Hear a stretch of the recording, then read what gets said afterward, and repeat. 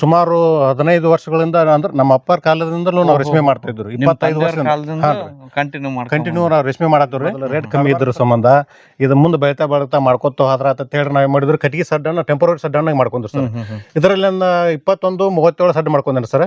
ಬರೀ ಅವಾಗ 40,000ದಾಗ ನಾ ಸಡ್ ರೆಡಿ ಮಾಡೇನಿ ಸರ್. ಕಮ್ಮಿ ಖರ್ಚು ದುಡ್ಡಲ್ಲಿ ಸಡ್ಡನ್ನ ನಿರ್ಮಾಣ ಮಾಡ್ಕೊಂಡ್ ಸರ್. ಅಷ್ಟ ಸಡ್ಡಿನಲ್ಲಿ ನಾನು 1 ಕ್ವಿಂಟಲ್ 80 kg ವರೆಗೆ ಗೂಡು ಇಳುವರಿಯನ್ನು ಪಡೆದ ಇಲ್ಲಿ ಸರ್. ಅಲ್ಲಿ ನೋಡೋದ ಪ್ರಕಾರ ಅದ್ರ ಅದ 3-2 ಇತ್ತು ಸರ್. ಇಲ್ಲಿ 4 ಪದ್ಧತಿ ಮಾಡ್ಕೊಂಡ್ರಿ. ಇದಕ್ಕಿಂತ ಜಾಸ್ತಿ ಇಳುವರಿ ಪಡಿಬೇಕಂತೇಳಿ ನಾನೊಂದು ಆಸೆ ಆಗಿತ್ತು ಸರ್. ಅರ್ಧ ಎಕರೆಯಲ್ಲಿ ಇದನ್ನ 4-8 ಪದ್ಧತಿನ ಮಾಡ್ಕೊಂಡ್ ಸರ್. ಇದನ್ನ ಈ ಕಡೆ 4-8 ಪದ್ಧತಿನ ಮಾಡ್ಕೊಂಡ್ ಸರ್. ಇದನ್ನ 1 ವರ್ಷ ಆತು ನೋಡ್ರಿ ಈ ಪದ್ಧತಿ ಮಾಡ್ಕೊಂಡ. ಅಂತರ ಬೇಸಾಯನು ಮಾಡಿರಿ? ಅಂತರ ಬೇಸಾಯನು ಮಾಡೇನಿ ಸರ್. 4-8 ಮಾಡ್ಕೊಂಡ ಏನ್ ನಾವು ರೇಷ್ಮೆ ಬೆಳಿ ಮೇಸತ್ತರಲ್ಲ, ಇದು ಈ ತಪ್ಪಲದಿಂದ ರೇಷ್ಮೆ ಮೇದಂತ ಗೂಡ ಮಾರ್ಕೆಟ್ಗೆ ಫುಲ್ ಇದಾಗತ್ತ ಸರ್. ಕ್ವಾಲಿಟಿ ಬರತ್ರಿ, ರೇಟು ಜಾಸ್ತಿ ಸಿಗತ್ತ ಸರ್. ಹಿಂಗೆ ಏನ್ ಅನ್ಕೊಳ್ಳ ಅಂದ್ರೆ ಸರ್, ರೇಷ್ಮೆ ನರೇಗಾ ಯೋಜನೆ ದುಡ್ಡು ಬರುತ್ತೆ ಸರ್. ಮತ್ತೆ ಸಡ್ಡ ನಿರ್ಮಾಣ ಮಾಡುವಲ್ಲಿ ದುಡ್ಡು ಬರುತ್ತೆ ಸರ್. ಮತ್ತ ನಾವು ಏನ್ ರೇಷ್ಮೆಗೆ ಚಂದ್ರಿಕೆಗಳನ್ನ ಕೊಡ್ತೇವಲ್ಲ ಸರ್, ಸಬ್ಸಿಡಿ ರೂಪದಲ್ಲಿ ಗೌರ್ಮೆಂಟ್ ಸವಲತ್ತುಗಳನ್ನ ಕೊಡ್ತದೆ ಸರ್. ರೈತ ಬಾಂಧವರಿಗೆ ನಮಸ್ಕಾರ. ನಾನು ನಿಮ್ಮ ರಂಗಕಸ್ತೂರಿ ಮುಡಬೋಳ್. ಇವತ್ತು ನಾವು ಬೆಳಗಾವಿ ಜಿಲ್ಲೆಯ ಮೂಡಲಗಿ ತಾಲೂಕಿಗೆ ಬಂದಿದ್ದೀವಿ. ಇಲ್ಲಿ ವಿಶೇಷವಾಗಿ ರೇಷ್ಮೆ ಬೆಳೆಗಾರರನ್ನ ಪರಿಚಯ ಮಾಡ್ತಾ ಇದ್ದೀನಿ. ರಾಮನಗರ ಜಿಲ್ಲೆಯ ರೇಷ್ಮೆ ಮಾರುಕಟ್ಟೆಯಲ್ಲಿ ಒಂದು ಹೆಸರನ್ನು ಮೂಡಿಸಿದ್ದಾರೆ. ಇದ್ರ ಮೇಲೆ ವಿಚಾರ ಮಾಡ್ಬೋದು ಯಾವ ರೀತಿ ಕ್ವಾಲಿಟಿ ರೇಷ್ಮೆ ತೆಗಿತಾರೆ. ಯಾಕಂದರೆ ರಾಮನಗರ ರೇಷ್ಮೆ ಮಾರುಕಟ್ಟೆಯಲ್ಲಿ ಅತಿ ಹೆಚ್ಚು ಬೆಲೆಗೆ ರೇಷ್ಮೆ ಮಾರಾಟ ಮಾಡುವಂಥವರಲ್ಲಿ ಇವರು ಒಬ್ಬರು ಅಂತ ಹೇಳ್ಬೋದು. ಏನೇನು ಪದ್ಧತಿಗಳನ್ನು ಅಳಿಸ್ಕೊಂಡು ರೇಷ್ಮೆ ಕೃಷಿ ಮಾಡ್ತಾ ಇದ್ದಾರೆ, ಯಾವ ಪದ್ಧತಿಯಲ್ಲಿ ಇಪ್ಪನೇಳೆ ಬೆಳೀತಾ ಇದ್ದಾರೆ, ಸಂಪೂರ್ಣ ಮಾಹಿತಿಯನ್ನು ಪಡೆಯೋಣ. ನಮಸ್ಕಾರ ಸರ್. ನಮಸ್ಕಾರ ಸರ್. ನಮಸ್ಕಾರ ಸರ್. ಮೊದಲಿಗೆ ನಮ್ಮ ರೈತರಿಗೆ ತಮ್ಮ ಹೆಸರು ಮತ್ತು ಪರಿಚಯ ಹೇಳ್ರಿ ಸರ್. ಸರ್, ನಾನು ಬಂದು ಬೆಳಗಾವಿ ಜಿಲ್ಲೆಯ ಮುಡ್ಲಿಗಿ ತಾಲೂಕಿನ ತಿಗಡಿ ಗ್ರಾಮದವರು. ನನ್ನ ಹೆಸರು ರಮೇಶ್ ಮಹಾಂತೇಶ್ ಪೂಜಾರಿ ಅಂತ. ಎಷ್ಟು ವರ್ಷದಿಂದ ಈ ರೇಷ್ಮೆ ಕೃಷಿ ಮಾಡ್ತಾ ಇದ್ದೀವಿ? ನಾವು ಸುಮಾರು 15 ವರ್ಷಗಳಿಂದ ಅಂದ್ರೆ ನಮ್ಮ ಅಪ್ಪರ ಕಾಲದಿಂದಲೂ ನಾವು ರೇಷ್ಮೆ ಮಾಡ್ತಾ ಇದ್ರು. 25 ವರ್ಷದಿಂದ ಕಂಟಿನ್ಯೂ ನಾವು ರೇಷ್ಮೆ ಮಾಡತ್ತವ್ರಿ. ನಡಬಾರ್ಗ ಸ್ವಲ್ಪ ರೇಟ್ ಕಮ್ಮಿ ಆಗಿದ್ರಿಂದ ಒಂದು 4-5 ವರ್ಷ ಗ್ಯಾಪ್ ಕೊಟ್ಟರು ಸರ್. ಅದರಿಂದ ಮತ್ತೀಗ 12 ವರ್ಷದಿಂದ ನಾವು ಸ್ಟಾರ್ಟ್ ಮಾಡಿದ್ವಿ. ಕಂಟಿನ್ಯೂ ಮತ್ತ ಹಳೆ ಪದ್ಧತಿ ಪ್ರಕಾರ ನಾವು ರೇಷ್ಮೆಯನ್ನ ಮುಂದುವರ್ಸ್ಕೊಂಡ್ರು ಸರ್. ಈಗ ರೇಷ್ಮೆ ಕೃಷಿ ಮಾಡ್ಬೇಕಂದ್ರೆ ಸುಸಜ್ಜಿತವಾದ ಶೆಡ್ ಮಾಡ್ಕೊಂಡಿರ್ತಾರೆ. ಅದಕ್ಕೆಲ್ಲ ಗಾಳಿ ಬೆಳಕು ಎಲ್ಲ ರೀತಿ ಅನುಕೂಲ ಮಾಡ್ಕೊಂಡಿರ್ತಾರೆ. ನೀವು ನೋಡಿದ್ರೆ ಒಂದು ಟಿನ್ ಶೆಡ್ ಹಾಕಿರಿ, ಸುತ್ತ ಕಟ್ಟಿಗೆ ಕಟ್ಟಿರಿ, ಈ ಥರನೂ ಮಾಡ್ಬೋದಾ? ಹೌದು ಸರ್, ಮಾಡ್ಬೋದ್ರಿ. ಯಾಕಂದ್ರೆ ನಾವು ಮೊದಲು ನಮ್ಮ ಇದನ್ನ ನೋಡ್ಕೋಬೇಕ್ರಲ್ಲ, ನಮ್ಮ ಆರ್ಥಿಕ ಪರಿಸ್ಥಿತಿಯನ್ನು ನೋಡ್ಕೋಬೇಕ್ರಿ. ಎಷ್ಟು ನಮ್ಮ ಅಮೌಂಟ್ ಇರ್ತೈತ್ರಲ್ಲ ಅಷ್ಟ್ರಾಗ ನಾವು ಮೊದಲು ಮಾಡ್ಕೊಂಡ್ರಿ. ಮೊದಲು ರೇಟ್ ಕಮ್ಮಿ ಇದ್ರ ಸಂಬಂಧ ಇದು ಮುಂದೆ ಬೆಳೀತಾ ಮಾಡ್ಕೊತ ಹೋದ್ರ ಅಂತ ಹೇಳಿ ನಾವು ಮಾಡಿದ್ರು. ಕಟ್ಟಿಗೆ ಸಡ್ಡನ್ನ ಟೆಂಪರರಿ ಸಡ್ಡನ್ನಾಗಿ ಮಾಡ್ಕೊಂಡ್ರು ಸರ್. ಇದರಲ್ಲಿ 21-37 ಸಡ್ ಮಾಡ್ಕೊಂಡ್ರಿ ಸರ್. ಬರೀ ಅವಾಗ 40,000ದಾಗ ನಾ ಸಡ್ ರೆಡಿ ಮಾಡೇನಿ ಸರ್. ಕಮ್ಮಿ ಖರ್ಚು ದುಡ್ಡಲ್ಲಿ ಸಡ್ಡನ್ನ ನಿರ್ಮಾಣ ಮಾಡ್ಕೊಂಡ್ ಸರ್. ಅಷ್ಟ ಸಡ್ಡಿನಲ್ಲಿ ನಾನು 1 ಕ್ವಿಂಟಲ್ 80 kg ವರೆಗೆ ಗೂಡು ಇಳುವರಿಯನ್ನು ಪಡೆದೇನೆ ಸರ್. ಫ್ರೆಂಡ್ಸ್, ಮೊನ್ನೆ ನಮ್ಮ ಸ್ನೇಹ ಪ್ರೀತಿ ನಿಮ್ಮೊಂದಿಗೆ ತಂಡದ ಒಂದು ಕಾರ್ಯಕ್ರಮ ನಡೆದಿತ್ತು. ಇವರಿಗೆ ಅಲ್ಲಿ ಸನ್ಮಾನ ಮಾಡಲಾಯಿತು. ರೇಷ್ಮೆ ಅತಿ ಹೆಚ್ಚಿನ ದರಕ್ಕೆ ರಾಮನಗರದಲ್ಲಿ ಮಾರಾಟ ಮಾಡುವವರು ಅಂತೇಳಿ, ಉತ್ತಮ ರೇಷ್ಮೆ ಬೆಳೆಗಾರರು ಅಂತೇಳಿ ಇವರಿಗೆ ಸನ್ಮಾನ ಮಾಡಿದರು. ನಾನು ಊಹಿಸ್ಕೊಂಡಿದ್ದೆ ಇವ್ರದ್ದು ಹೈಟೆಕ್ ಶೆಡ್ ಇರ್ಬೋದು, ಒಳ್ಳೆ ಇಂಪ್ಲಿಮೆಂಟ್ಸ್ ಎಲ್ಲ ಇರ್ಬೋದು ಅಂತ ಊಹಿಸ್ಕೊಂಡಿದ್ದೆ. ಇಲ್ಲಿ ಬಂದು ನೋಡಿದರೆ ಒಂದು ಚಿಕ್ಕ ಶೆಡ್ ಇದೆ. ಇದರಲ್ಲೇ ಈ ರೀತಿ ರೇಷ್ಮೆ ಕೃಷಿ ಮಾಡ್ತಾ ಇದ್ದಾರೆ ಅಂದರೆ ಇವರ ಟ್ಯಾಲೆಂಟ್ಗೆ ಒಂದು ಹ್ಯಾಟ್ಸಪ್ ಅಂತ ಹೇಳ್ಬೋದು. ಬನ್ನಿ, ಯಾವ ಥರ ಮಾಡ್ತಾ ಇದ್ದಾರೆ, ಏನೇನು ಮಾಡಿದ್ದಾರೆ ಎಲ್ಲ ಸಂಪೂರ್ಣ ಮಾಹಿತಿಯನ್ನು ಪಡೆಯೋಣ. ಸರ್, ನಿಮ್ಮ ಹಿಪ್ಪನೇಳೆ ತೋಟ ತೋರಿಸಿ ಅದ್ರ ಬಗ್ಗೆ ಸ್ವಲ್ಪ ಮಾಹಿತಿ ಹೇಳ್ರಿ. ಸರ್, ಇಲ್ಲಿ ಎಷ್ಟು ಏರಿಯಾದಾಗ ಐತ್ರಿ? ಇದ್ರ ನಮ್ಮದ್ರ ಇಲ್ಲಿ ಫಸ್ಟ್ ಹಳಿ ಪದ್ಧತಿ ಪ್ರಕಾರ ಆದ್ರೆ 1 ಎಕರೆ ಐತ್ರಿ ಸರ್. 1 ಎಕರೆ? ಹಾನ್ರಿ, 1 ಎಕರೆದಾಗ ಹಳಿ ಪದ್ಧತಿ ಅಂದ್ರೆ ಏನ್ ಅಂತರದಾಗ ನಾಟಿ ಮಾಡಿದ್ರಿ? ಇದ ಅಗಲಕ್ಕೆ ಇದು 3 ಸಾಲಿನ ಫುಟ್ ಅದಾರ ಸರ್. ಉದ್ದ ಕಟ್ಟಿಗೆ ಅಂದ್ರ 1.5 ಫುಟ್ ಒಂದು ತರೋ ಐತ್ರಿ ಸರ್. ಇದು ಹಿಂಗೆ ಮಾಡ್ತಿದ್ರಿ? ಪೈಲ್ ಅಪಾರ ಎಲ್ಲ ಪೈಲ್ ಹಳಿ ಪದ್ಧತಿ ಪ್ರಕಾರ ಹಿಂಗ ಹಚ್ತದ್ರಿ. ನಮ್ಗ 4 ಗೊತ್ತಿರ್ಲಾರ್ಕ ಇದ ಟೈಪ್ ಮಾಡಿದ್ರು ಮೊದಲು 1 ಎಕರೆ ರೀ. ಅದನ್ನ ಕಂಟಿನ್ಯೂ ಇದನ್ನ ಇದು 11 ವರ್ಷ ಆಯ್ತು ನೋಡಿ ಸರ್. 11 ವರ್ಷ ರೀ. ಸೂಪರ್, ಒಳ್ಳೆ ಶೈನಿಂಗ್ ಆದ ಸರ್. ಹಾನ್ರಿ, 11 ವರ್ಷ ಆದ್ರೂ ಸರ್ ಕ್ವಾಲಿಟಿ ಕಡಿಮೆ ಆಗಿಲ್ಲ ಸರ್. ಇದು ಯಾವ ವೆರೈಟಿ ಆದ್ರಿ? ತಪ್ಪು ಇದು V1 ವೆರೈಟಿ ಐತ್ರಿ. V1 ನೀವೆಲ್ಲ V1 ಮಾಡಿರಿ? V1 sir. ಅಂದ್ರೆ ಹೆಚ್ಚಿಗೆ ಕೊಟ್ಟಿಗೆ ಗೊಬ್ಬರ ಕೊಡೋದ್ರಿಂದ ತಪ್ಪಲ ಯಾವತ್ತು ಕ್ವಾಲಿಟಿ ಕಳ್ಕೊಂದಿಲ್ಲ ಸರ್. ಅಂದ್ರೆ ನೀವು ಯಾವ್ದೇ ತರದ್ದು ರಾಸಾಯನಿಕ ಗೊಬ್ಬರ ಬಳಸಲ್ರಿ? ಇಲ್ರಿ, ರಾಸಾಯನಿಕ ಗೊಬ್ಬರ ಬಳಸೋದಿಲ್ರಿ. ಅದ್ರ ಏನಾರ ಬಳಸಿರ ಈ ಸರ್ಕಾರದವ್ರು ಏನ್ ಹೇಳ್ತಾರ, ನಾವು ರೇಷ್ಮೆ ಇಲಾಖೆ ಅವ್ರದವ್ರಿ, ಆ ಪ್ರಕಾರ ನಾವು ಇದನ್ನ ಮಾಡ್ತೀವಿ ಸರ್. ಮುಖ್ಯವಾಗಿ ಇಪ್ಪನ್ನೇಳ ಇಳುವರಿ ಜಾಸ್ತಿ ಬರ್ಬೇಕಂದ್ರೆ ಹಾ. ಏನೇನ್ ಪ್ರಯೋಗಗಳನ್ನ ಮಾಡಿರಿ ನೀವು? ಪ್ರಯೋಗಗಳಂದ್ರೆ ಸರ್ ನಾವೀಗ ಜೀವಾಮೃತನ ಮಾಡಕತ್ತೀವಿ. ಜೀವಾಮೃತ ರೀ ಮತ್ತು ಕೊಟ್ಟಿಗೆ ಗೊಬ್ಬರನ್ನ ಮತ್ತು ಇದ್ರಾಗ ಸಣ್ಣಬವನ್ನ ಹಾಕ್ತಿವಿ ಸರ್. ಸಣ್ಣಬ್ರಿ ನಾವು 4-8 ಒಂದ್ ಐತ್ರಿ, ಅದ್ರಾಗ ಒಂದು ಬೆಳಿ ಮಿಶ್ರ ಬೇಸಾಯ ಅಂತ ಹೇಳಿ ಹಸಿರೆಲೆ ಗೊಬ್ಬರ ಅಲಸಂದೆವನ್ನ ಹಾಕ್ತೀನಿ ಸರ್. ಅಲಸಂದ್ರಿ ಮತ್ತು ಬೇರೆ ನಮ್ಗೆ ಉಪಯೋಗ ಆಗುವಂಥವ್ರಿ ಗೋಧಿ ಸದಕ ಇಂಥವನ್ನ ಹಾಕುತ್ತೀವಿ ಸರ್. ಹೆಚ್ಚು ಕೊಟ್ಟಿಗೆ ಗೊಬ್ಬರ ಹಾಕೋದ್ರಿಂದ ಅತಿ ಉತ್ತಮವಾದ ತಪ್ಪಲು ಬರ್ತದೆ ಸರ್. ಯಾವ್ದು ಹೆಚ್ಚಿಗೆ ಗೊಬ್ಬರ ಏನ್ ಬೇಕಾಗಿದ್ದು ಕೊಟ್ಟಿಗೆ ಗೊಬ್ಬರನೇ ಮೇನ್ ಕೊಟ್ಟಿಗೆ ಗೊಬ್ಬರ ಸರ್. ಎಷ್ಟು ದಿನಕ್ಕೊಂದ್ಸತಿ ಕಟಾವ್ ಆಗ್ತದ್ರಿ ಇದು? ಇದು 45 ದಿವಸಕ್ಕೊಂದು ಕಟಾವ್ ಆಕತ್ರಿ ಸರ್. 45? 45 ಕಟಾವ್ ಆಕತ್ರಿ. 2 ತಿಂಗಳಿಗೆ ಒಂದು ಬೆಳಿ ತರ್ತೀವಿ. ಸರ್ ಈ ಪ್ಲಾಟ್ ಯಾವ ಪದ್ಧತಿಯಾಗಿ ಬೆಳೆದ್ರಿ ಸರ್? ಈ ಪ್ಲಾಟ್ ಸರ್ ಅದ ಹಳಿ ಪದ್ಧತಿ ಇರುವುದರಿಂದ ಸರ್ ತಪ್ಪಲ ಸ್ವಲ್ಪ ತಳಗ ಹನ್ಯಾಕೈತ್ರಿ. ಹನ್ಯಾಕತನ ಇತ್ತಿತ್ಲಾಗೆ ನಮ್ಮ ಅಧಿಕಾರಿಗಳು ಸ್ವಲ್ಪ 4 ಮಾಡ್ಕೋತ ಹೇಳಿರಿ. ಅದ್ರ ಪ್ರಕಾರ ಏನೈತ್ರಿ, ಇದು 20 ಗುಂಟೆ ರೀ, ಅರ್ಧ ಎಕರೆ ಇಲ್ರಿ. 4 ಪದ್ಧತಿಗಳು ಮಾಡ್ಕೊಂಡ್ ನೋಡ್ರಿ ಸರ್. ಒಳ್ಳೆ ಚೆನ್ನಾಗಿ ಬಂದ ಸರ್. ಹಾಂ ಸರ್, ತಪ್ಪಲ 4 ಮಾಡೋದ್ರಿಂದ ಹಣ್ಣೋದಲ್ಲ ಸರ್. ಕ್ವಾಲಿಟಿ ನೀವು ಇದರಿಂದ ತಿಳಿಯೋದೇನಂದ್ರೆ ಸಾಲ ಅಂತರ ಎಷ್ಟು ಜಾಸ್ತಿ ಹಿಡಿತಾರೋ ಅಷ್ಟು ತಪ್ಪಲ ಚೆನ್ನಾಗಿ ಬರ್ತದ್ರಿ. ಹಾಂ ರೀ. ಅದು 4ರಿಂದ ಅದು ಹಳಿ ಪದ್ಧತಿ ಪ್ರಕಾರ ಇದಕ್ಕಿಂತ ಜಾಸ್ತಿ ಇಳುವರಿ ಜಾಸ್ತಿ ಬರ್ತೈತಿ ಸರ್. ತಪ್ಪಲ ಕ್ವಾಲಿಟಿ ಬರ್ತೈತ್ರಿ. ತಪ್ಪಲ ಕ್ವಾಲಿಟಿ ಬರೋದ್ರಿಂದ ಸರ್ ಹುಳಾನು ಚಲೋ ತಂಗ ಮೇಯ್ದೈತ್ರಿ, ಗುಡನು ಕ್ವಾಲಿಟಿ ಕಡ್ದೈತ್ರಿ ಸರ್. ಎಲ್ಲಾನು ಕೊಟ್ಟಿಗೆ ಗೊಬ್ಬರದಿಂದ ಎಲ್ಲ ಕೊಟ್ಟಿಗೆ ಗೊಬ್ಬರ ಸರ್. ಕೊಟ್ಟಿಗೆ ಗೊಬ್ಬರ ರೀ ಇದು ಮಾಡ್ತೀವಿ ಸರ್. ಈ ಮೇನ್ ಆಗಿ ಈ ಇಪ್ಪನೇಳದಾಗ ರೋಗ ಕೀಟ ಏನೇನ್ ಬರ್ತಾವ್ರಿ ನಿಮ್ ಗಮನಕ್ಕೆ ಬಂದ? ನಮ್ಮ ಗಮನಕ್ಕೆ ಸರ್ ಈಗ ನುಸಿ ರೋಗ ಅಂತ ಬರತ್ ಸರ್, ಮತ್ತೆ ಮುಟ್ರ ರೋಗ ಅಂತ ಬರಾಕತೈತ್ರಿ. ಅದಕ್ಕೆ ಏನ್ ಮಾಡತ್ತಾರಿ, ಮುಟ್ರ ರೋಗ ನುಸಿ ರೋಗ ಬಂದಾಗ ಸರ್ ನಮ್ಮ ರೇಷ್ಮೆ ಅಧಿಕಾರಿಗಳ್ಗ ನಮ್ಗೆ ವಿಜ್ಞಾನಿಗಳು ಸ್ವಲ್ಪ 2 ಔಷಧಗಳನ್ನ ಹೇಳ್ಯಾರ ಸರ್. ಅಂದ್ರ ಸಲ್ಫರ್ ಅಂತ ಹೇಳ್ರಿ, 80% ಸಲ್ಫರ್ ಅಂತ ಬರತ್ ಸರ್. ಅದ ಒಂದು 20 ಲೀಟರ್ಗೆ ರೀ, 1 ಲೀಟರ್ಗೆ ರೀ 2 ml 2 ಅಂತ ನಮ್ಗೆ ಹೇಳ್ತಾರೆ ಸರ್. ಅದ ಪ್ರಕಾರ ನಾವು ಸ್ಪ್ರೇ ಮಾಡೋದ್ರಿಂದ ಆ ನುಸಿ ರೋಗನ ಹೋಗಲಾಡಿಸಲು ಅನುಕೂಲ ಆಕತ್ತೆ ಸರ್. ಈಗ ಏನಾಗ್ತದ್ರಿ, ಎಲ್ಲಾ ಬೆಳೆ ಹಂಗ ರೇಷ್ಮೆ ಬೆಳೆ ಅಲ್ರಿ ಸರ್. ಎಲ್ಲಾ ಬೆಳೆಗೆ ಸಿಂಪಡಣೆ ಮಾಡ್ದಂಗ ಇದಕ್ ಮಾಡಿದ್ರೆ ಹುಳಗಳಿಗೆ ತೊಂದರೆ ಆಗ್ತದೆ. ಹಾಂ ಸರ್. ಹಾಗಾಗಿ ನೀವು ವಿಜ್ಞಾನಿಗಳ ಸಲಹೆ ತಗೊಂಡ್ ಮಾಡೋದೇ ಒಳ್ಳೇದು. ಹೌದು ಸರ್, ಯಾಕಂದ್ರೆ ನಾವು ಸ್ವತಂತ್ರವಾಗಿ ಹೆಚ್ಚು ಕಡಿಮೆ ಆದ್ರೆ ಹುಳ ಸಾಯ್ತೈತೆ ಸರ್. ಅದಕ್ಕೆ ನಾವು ವಿಜ್ಞಾನಿಗಳು ಯಾವ ತರ ನಮ್ಗೆ ಸೊಲ್ಯೂಷನ್ ಕೊಡ್ತಾರಲ್ಲ ರೀ, ಅದ ಪ್ರಕಾರ ಮಾಡಬೇಕು. ಮತ್ತೆ ಎಷ್ಟು ಔಷಧ ಹೊಡೆದಿರ್ತು, ಎಷ್ಟು ದಿವಸಕ್ಕೆ ಸೊಪ್ಪು ಕೊಡ್ಬೇಕು ಅನ್ನೋದು ಅವ್ರಿಗೆ ಹೇಳ್ತಾರೆ ಸರ್. ನಾವು ಯಾವುದೇ ಒಂದು ಸ್ವಲ್ಪ ಸಲ್ಫರ್ ಆಗಲ್ರಿ, ಏನಾರ ಔಷಧಗಳು ಹೊಡೆದ್ರ 25 ದಿವಸದಿಂದ 1 ತಿಂಗಳ ತನಕ ನಮ್ಗೆ ಟೈಮ್ ಹೇಳ್ತದೆ ಸರ್. ಅದ್ರ ನಂತರ ನಾವು ಹುಳುಗಳನ್ನ ಸ್ವಲ್ಪ ಕೊಡ್ಬೋದು. ಅದ್ರ ಒಳಗೆ ಕೊಟ್ಟರೆ ಸ್ವಲ್ಪ ಹುಳುಗಳು ತೊಂದರೆ ಆಗತ್ತೆ ಸರ್. ಸರಿಯಾಗಿ ಗೂಡು ಕಟ್ಟಂಗಲ್ರಿ, ಹುಳ ನಿಂದಿರ್ತೈತ್ರಿ ಚಂದ್ರಕಿ ಮ್ಯಾಗ, ಅದ ಗೂಡ ಕ್ವಾಲಿಟಿ ಕಟ್ಟಂಗಿಲ್ಲ ಸರ್. ಅದ್ರ ಸಲುವಾಗಿ ನಾವು ಟೈಮ್ ಹೇಳಿದ ಪ್ರಕಾರ ಮಾಡಿದ್ರೆ ಉತ್ತಮವಾದ ಗುಡಿ ಕೊಡ್ತೀವಿ. ಇಲ್ಲಿ ಯಾವ ಪದ್ಧತಿಯಾಗಿ ನಾಟಿ ಮಾಡಿರಿ? ಇಲ್ಲಿ ಸರ ಅಲ್ಲಿ ನೋಡಿದ ಪ್ರಕಾರ ಅದ್ರ ಅದ 3-2 ಇತ್ತು ಸರ. ಇಲ್ಲಿ 4 ಪದ್ಧತಿ ಮಾಡ್ಕೊಂಡ್ರಿ. ಇದಕ್ಕಿಂತ ಜಾಸ್ತಿ ಇಳುವರಿ ಪಡಿಬೇಕಂತೇಳಿ ನಾನೊಂದು ಆಸೆ ಆಗಿತ್ತು ಸರ್. ಅರ್ಧ ಎಕರೆಯಲ್ಲಿ ಇದನ್ನ 4-8 ಪದ್ಧತಿನ ಮಾಡ್ಕೊಂಡ್ ಸರ್. ಇದನ್ನ ಈ ಕಡೆ 4-8 ಪದ್ಧತಿನ ಮಾಡ್ಕೊಂಡ್ ಸರ್. ಇದನ್ನ 1 ವರ್ಷ ಆತು ನೋಡ್ರಿ ಈ ಪದ್ಧತಿ ಮಾಡ್ಕೊಂಡ. ಅಂತರ ಬೇಸಾಯನು ಮಾಡಿರಿ? ಅಂತರ ಬೇಸಾಯನು ಮಾಡೀನಿ ಸರ್. ಈ ತರ ಸ್ಪೇಸ್ ಇಟ್ಕೊಂಡ್ರೆ ನಿಮ್ಗೆ ಇಳುವರಿನೂ ಜಾಸ್ತಿ ಬರ್ತದ, ಗಿಡನು ಸ್ವಚ್ಛಂದವಾಗಿ ಬೆಳಿತದ. ಜೊತೆಗೆ ಒಳಗಡೆ ಏನಾದ್ರು ನಾವು ಅಂತರ ಬೇಸಾಯ ಮಿಶ್ರ ಬೇಸಾಯವನ್ನು ಮಾಡಬಹುದು. ಎಷ್ಟು ವರ್ಷದಿಂದ ಮಾಡ್ತಾ ಇದ್ರಿ ಸರ್ ಇದನ್ನ? 1 ವರ್ಷ ಆಗೈತ್ರಿ ಸರ್. ಈಗ ಮೊದಲಿಗೆ ನಾವು ಮಾಡ್ಕೊಂಡಾಗ ಮಿಶ್ರ ಬೇಸಾಯವಾಗಿ ಸದಕವನ್ನ ಹಾಕಿದ್ವಿ ಸರ್. 2ನೇ ಬೆಳೆಗೆ ಹಸಿರಲ್ಲಿ ಗೊಬ್ಬರವನ್ನ ಮಾಡ್ಕೊಂಡ್ರಿ ಸರ್. ಇದ್ರಾಗ ಹಸಿರೆಲೆ ಗೊಬ್ಬರ ಹಾಕಿ ರಾಸಾಯನಿಕ ಬೇಡ ಅಂತ ಹೇಳ್ರಿ ಹಸಿರೆಲೆ ಗೊಬ್ಬರನ ಸನಬಾನ ಬಿತ್ತಿದ್ರು ಸರ್. ಮತ್ತೀಗ ಈಗ ಗೋಧಿಯನ್ನು ಹಾಕಿದಾರೆ ಸರ್. ಈಗ ನಮಗೆ 2 ಕಡೆಯಿಂದ ಇನ್ಕಮ್ ಬರ್ತದೆ ಸರ್. ಮತ್ತ ಉತ್ತಮವಾದ ರೇಷ್ಮೆ ಸೊಪ್ಪು ಬರ್ತೈತೆ ಸರ್. ಅದ್ರ ಜೊತೆಗೆ ನಮಗ ಮನಿಗೆ ಗೋಧಿಯನ್ನು ಬೆಳ್ಕೊಂಡ್ ಸರ್. ಈಗ 2 ಸಾಲ 8 ಫೀಟ್ನಾಗ 2 ಸಾಲ ಕುಂತಾವ್ರಿ. 2 ಸಾಲ ಗೋಧಿ ಹಾಕೊಂಡ್ರಿ ಸರ್. 2 ಸಾಲ ಅದ್ರ ರೇಷ್ಮೆಗೆ ನೀರ್ ಸಾಕಂದ್ರೆ ಗೊಬ್ಬರಕ್ಕೆ ಅನುಕೂಲ.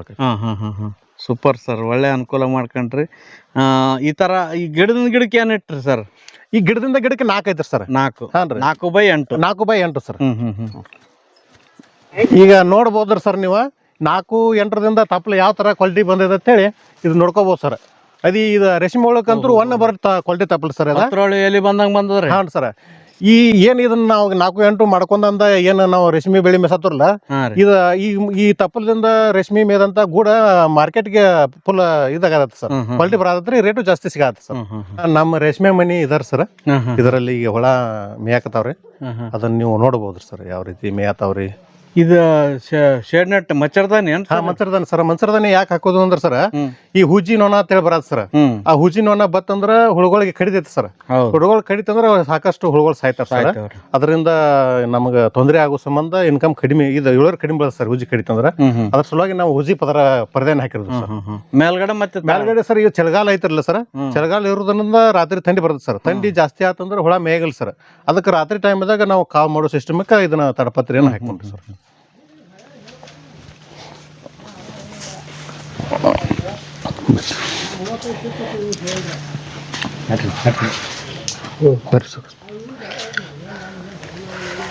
ಸರ್ ಈಗ ಈ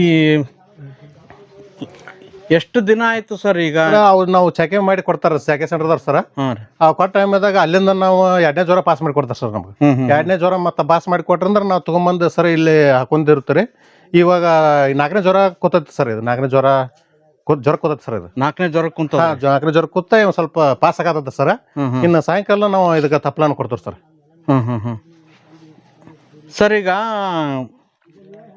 ತಪ್ಪಲ ಯಾವ ತರ ಇದು ಇಷ್ಟು ದಿನ ಅಂತ ಇರ್ತದ ತಿಂದಂಗ್ ಕೊಡ್ತೀರಿ ಸರ್? ಇಲ್ಲ ತಿಂದಂಗ ಅಂದ್ರೆ ಸರ್ ನಾವು ಮುಂಜಾನೆ ಒಂದ್ ಟೈಮ್ ಕೊಡ್ತೀವಿ ಸರ್. ದುಸ್ಸಿಗೆ 2 ಮೇವ್ ಕೊಡ್ತೀವಿ. ಮುಂಜಾನೆ ಒಂದ್ ಮೇವ್ ರೀ, ಸಾಯಂಕಾಲ ಒಂದ್ ಮೇವ್ ಸರ್. 2 ಮೇವ್? ಹಾಂ ರೀ, ಪ್ರತಿದಿನ 2 ಮೇವ್ 2 ಮೇವ್ ಕೊಡ್ತೀವಿ ಸರ್. ಈಗ ಎಷ್ಟು ಕೆಪಾಸಿಟಿ ಇದಾವ ಸರ್ ಇದು? ಇದು 150 ಮೊಟ್ಟೆ ಐತಿ ಸರ್. 150 ಮೊಟ್ಟೆ ಐತ್ರಿ. ಇದೊಂದು 150 kg ಆಗುವಷ್ಟು ಗೂಡ ಸರ್. ಮುಖ್ಯವಾಗಿ ಕ್ವಾಲಿಟಿ ರೇಷ್ಮೆ ತೆಗಿಬೇಕಂದ್ರೆ ಏನೇನ್ ಗಮನ ಕೊಡ್ಬೇಕ್ರಿ? ಕ್ವಾಲಿಟಿ ರೇಷ್ಮೆ ತೆಗಿಬೇಕಂದ್ರೆ ಸರ್ ನಾವು ಉತ್ತಮವಾದ ಹೊಲದಲ್ಲಿ ತಪ್ಪಲವನ್ನು ಬೆಳಿಬೇಕು ಸರ್. ಮೊದಲು ನಾವು ತಪ್ಪಲ ಬೆಳಿಬೇಕಾದ್ರೆ ಕೊಟ್ಟಿಗೆ ಗೊಬ್ಬರವನ್ನು ಹಾಕೋಬೇಕು, ಕಳೆ ನಿರ್ವಹಣೆ ಮಾಡ್ಬೇಕು. ಅಂದಾಗ ತಪ್ಪಲ ಎಷ್ಟು ಕ್ವಾಲಿಟಿ ಬರ್ತೈತ್ರ ಸರ್, ಆ ನಂತರ ಹುಳಗಳ ಚಲೋ ಮರಿ ತಂದ್ರ ಅದ ತಾನಾಗಿ ಹೆಂಗ್ ಮೈತಿರ್ತಾರ ಅದ್ರ ಮ್ಯಾಗ ಹೋಗತ್ರಿ. ಹುಳುಗಳ ಕ್ವಾಲಿಟಿನೂ ಚೆನ್ನಾಗಿ ಇರ್ಬೇಕು. ತಪ್ಪಲ ಕ್ವಾಲಿಟಿ ಇರೋದ್ರಿಂದ ಹುಳನು ಚಲೋ ತಂಗ ಮೈತಂದ್ರ ಆ ಗುಡು ಚಲೋ ಆಕೈತ್ರಿ ಸರ್. ಸರ್ ಮುಖ್ಯವಾಗಿ ರೇಷ್ಮೆ ಮನೆಯ ನಿರ್ವಹಣೆ ಯಾವ ತರ ಇರ್ಬೇಕು? ನಾವು ಹುಳ ತಂದು ಬಿಡೋಕ್ಕಿಂತ ಮೊದಲು ಏನೇನು ಗಮನ ಕೊಡಬೇಕು, ತಂದು ಬಿಟ್ಟ ಮೇಲೆ ಮನೆ ನಿರ್ವಹಣೆ ಯಾವ ತರ ಮಾಡ್ಬೇಕು? ಹಾ ಸರ್, ಈಗ ನಾವು ಈಗ ರೇಷ್ಮೆ ಈಗ ಸಾಕಾಣಿಕೆ ಮಾಡಿದ್ರು ಸರ್. ಇದನ್ನ ನಾವು ಗೂಡ ಮಾರಾಟ ಮಾಡಿದ ನಂತರ ಈ ಎಲ್ಲಾ ಬೆಡ್ಗಳನ್ನ ನಾವು ಹೊರಗಡೆ ಹಾಕ್ಬೇಕು ಸರ್. ಹಾ ರೀ, ಹೊರಗಡೆ ಹಾಕ್ಬೇಕು ಸರ್. ಬೆಡ್ ಹಾಕಿ ಸ್ವಚ್ಛವಾಗಿ ನಾವು ಇದನ್ನ ಸೋಂಕು ನಿವಾರಕ ಬರ್ತಾವ ಸರ್.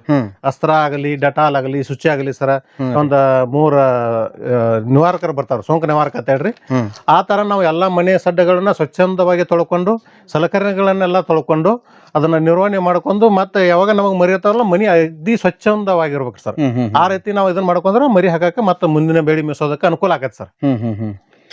ಸರ್ ವಿಶೇಷವಾಗಿ ಈ ರೇಷ್ಮೆ ಕೃಷಿ ಮಾಡ್ಬೇಕಂದ್ರೆ ಸರ್ಕಾರದಿಂದ ಏನೇನು ಸೌಲಭ್ಯಗಳವ, ಅದನ್ನ ಯಾವ ರೀತಿ ಪಡ್ಕೋಬೇಕು ಸರ್?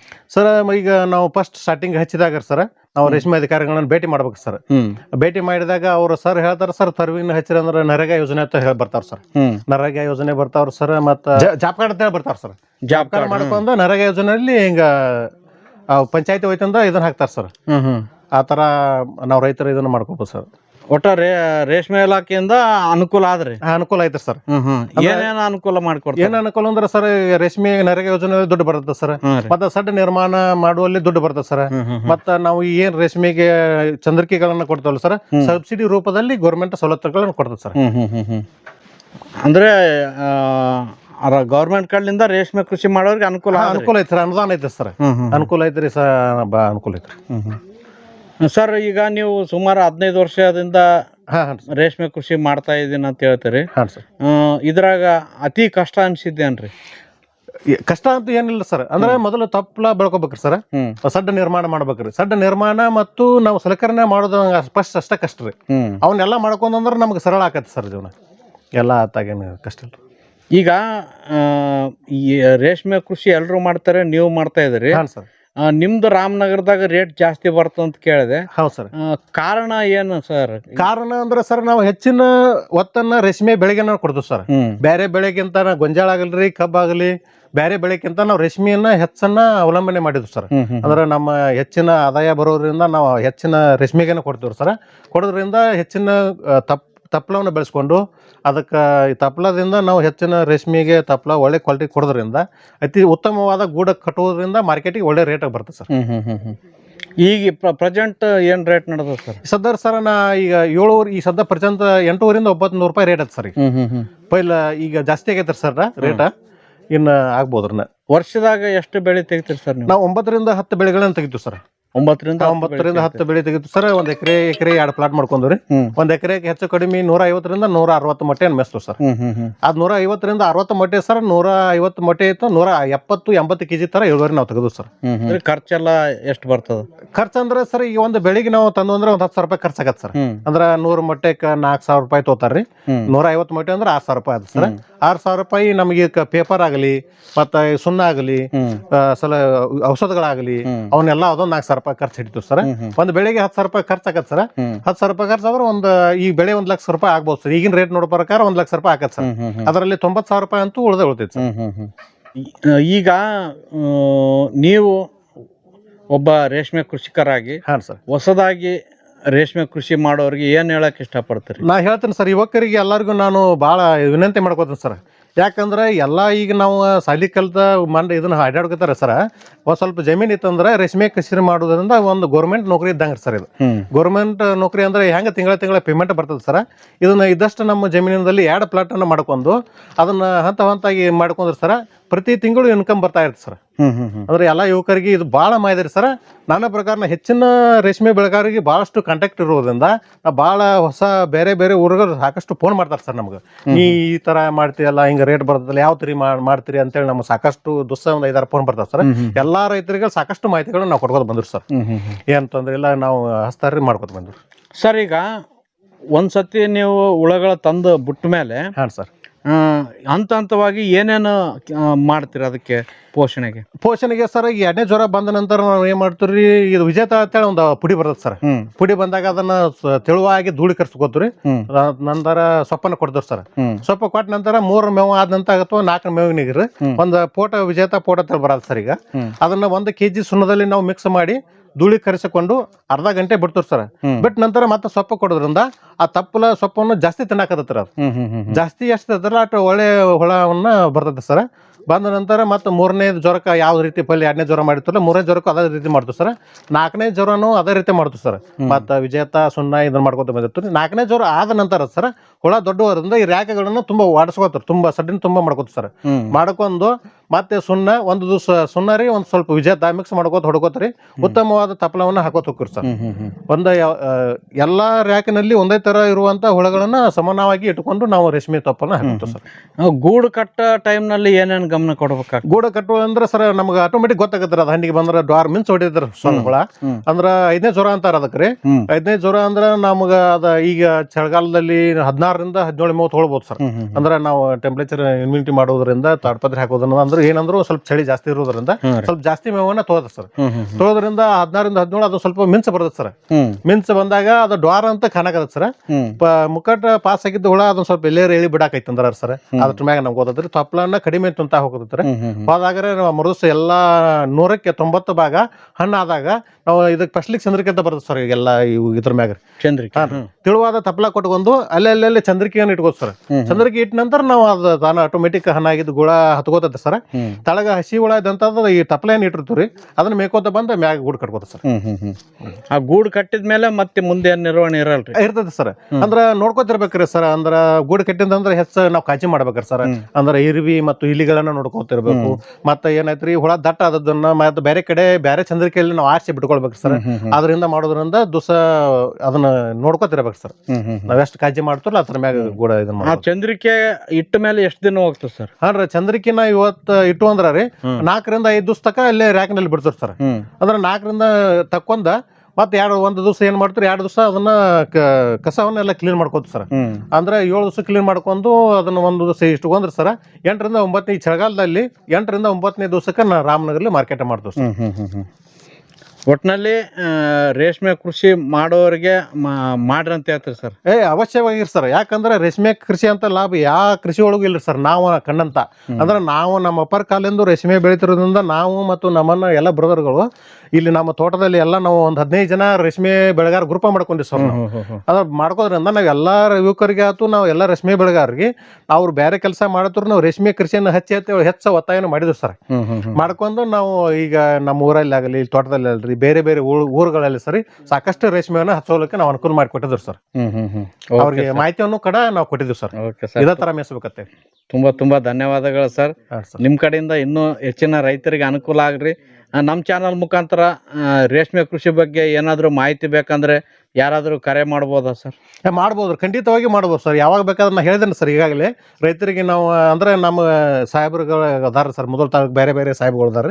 ಅವ್ರು ನಮ್ಮದು ಕೊಟ್ಟಾರ ಈಗ ಆಲ್ರೆಡಿ. ಈಗ ಕಡೆ ಅವ್ರು ಹಚ್ಚಿರ್ತಾರೆ. ಅವ್ರು ಹಚ್ಚಿದಾಗ ನಮ್ಗೆ ನೀವು ಏನೋ ಚಲೋ ಬೆಳಿತೀರಿ, ನಿಮ್ಮ ನಂಬರ್ ನಾವು ಸಮಸ್ಯೆ ನಾವು ರೇಷ್ಮೆ ಮಾಡಿದ್ರು ಸರ್, ನಮ್ಗೆ ಇಳುವರಿ ಬರ್ತಾ ಇಲ್ಲ, ಹಿಂಗ ಸಾಕಷ್ಟು ಅವರ ಇದನ್ನ ಹೇಳ್ಕೊತಾರ ಸರ್. ಅವು ಹೇಳ್ಕೊಂಡಾಗ ನೀವು ಯಾವ ತರ ರೇಷ್ಮೆ ಮೇಯಿಸಿದ್ರೆ ಆ ತರ ನಾವು ಇದನ್ನ ಅವ್ರಿಗೆ ಈಗ ಹೆಂಗದವ್ರಲ್ಲ ಅದನ್ನ ಕೇಳ್ಕೊಂಡು ಮಾಹಿತಿ ಕೇಳ್ಕೊಂಡು ನೀವು ತರ ಮಾಡಿ ಇದ ಔಷಧನ ಹೊಡೀರಿ, ಸುಣ್ಣ ಹೊಡೀರಿ, ಈ ತರ ತಪ್ಪಲವನ್ನ ಬೆಳೆಸಿ ಮತ್ತೆ ತಿಳುವಾಗಿ ಇಡೀ ಉತ್ತಮವಾದ ಗಾಳಿ ಬೆಳಕವನ್ನು ಕುಡಿಯುತ್ತೆ ನಾವು ಅವ್ರಿಗೆ ಮಾಹಿತಿಯನ್ನು ಕೊಟ್ಟ ಅವ್ರಿಗೂ ಸಹ ಮಾಹಿತಿಯನ್ನು ಕೊಡ್ತಾ ಇದ್ದೀವಿ sir. Okay sir, thank you ರೀ ಸರ್. ನಮಸ್ಕಾರಗಳು. ನಮಸ್ಕಾರ ಸರ್. ನಮಸ್ಕಾರ.